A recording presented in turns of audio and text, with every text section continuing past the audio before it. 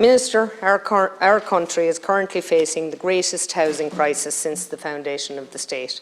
At the heart of our housing delivery problem and the requirement to increase supply in this precarious market is the application of planning policy.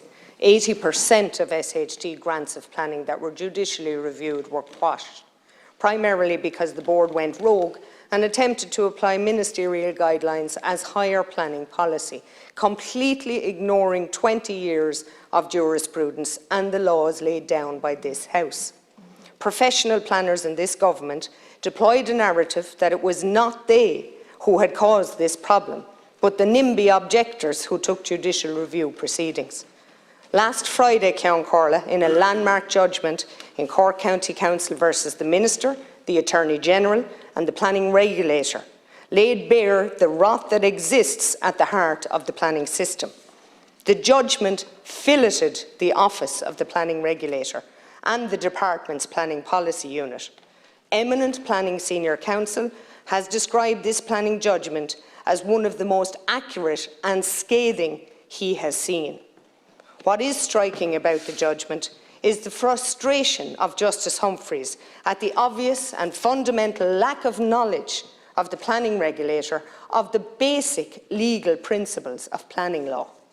At paragraph 30, Justice Humphreys says of the regulator, if the case law has been engaged with, the untenability of his point would have become apparent.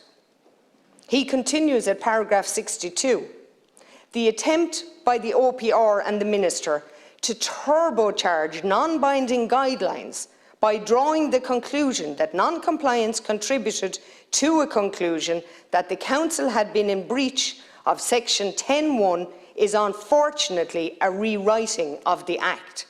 Minister, I could continue with these damning quotes because they are endless. No planning system or those who operate it could survive such a damning judgment. Thankfully, Cork County Council saw fit to bring proceedings to vindicate its decision, and as a consequence, it has been made plain that it is the regulator and the planning policy unit that are undermining the planning system by making it up as they see fit and consequently removing certainty from the system. Having regard to this judgment and the dissemination of unlawful advice by the regulator to local authorities concerning the application of Section 28 guidelines, which potentially will undermine the legality of county development plans and cause further expense to the state in legal proceedings. My question, Ceann Comhairle, is what actions are your government taking, Minister, or going to take to restore confidence to the planning system and to ensure the Office of the Planning Regulator complies with and operates within the law? And further, has your government the confidence in Mr Cousins to continue in his position as the planning regulator? Deputy Minister. Yeah, well, I mean, the straight answer to your last question is yes. The government does have confidence in the Office of the Planning Regulator and the individual that you refer to. I mean, the role of the Planning Regulator is clear. It is the office that ensures that county development plans, as they're developed, are consistent with the National Planning Framework. And if mistakes are made and there are legal challenges, well, then that's why we have a court system.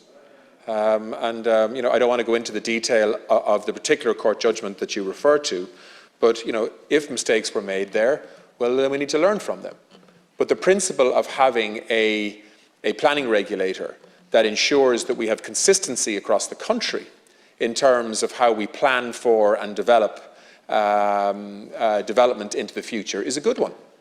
And you know, countries do need to have national planning frameworks that actually set the guidelines and parameters within which then local authorities work in terms of how they plan in a sustainable way for how we live and move around and the infrastructure that's needed to facilitate that. There will, of course, always be tension and challenges when there's disagreement. And that happened here. I'm very familiar with this case, actually, that you refer to.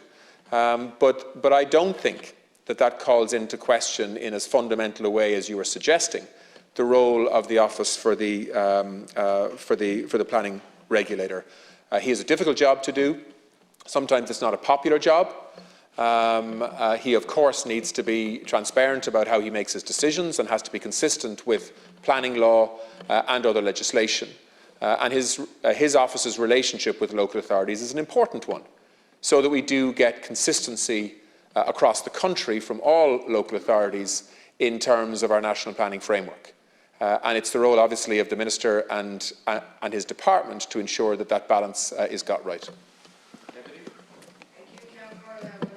If you're familiar with the 26-page judgment and you've made a statement like that, this wasn't a disagreement. This was ignorance of basic planning policy and legal framework. And I'd say, I'll go back to Mr. Justice Humphrey, who has spelt it out in black and white, irrespective of the law of the land. The regulator fails to operate within the law and makes it up as he goes along. Justice Humphrey's words, the case that you're familiar with, not mine.